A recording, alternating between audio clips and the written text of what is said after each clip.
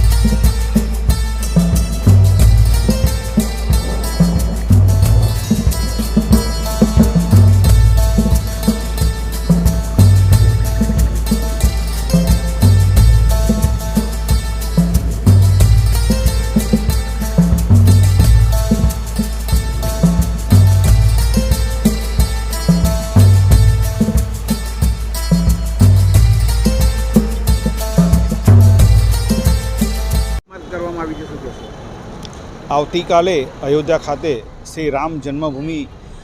મંદિરનું પ્રાણ પ્રતિષ્ઠા મહોત્સવનો કાર્યક્રમ યોજાનાર છે,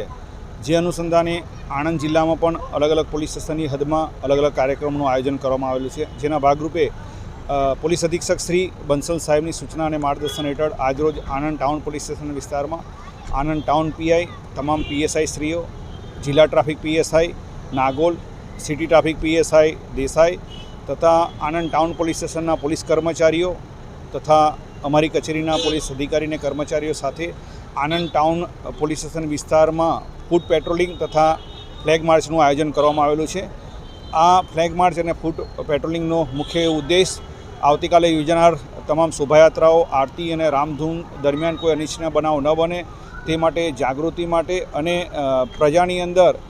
સુખ શાંતિ અને સલામતીનો અહેસાસ કરવા માટે ફ્લેગ માર્ચનું આયોજન કરવામાં આવેલું છે।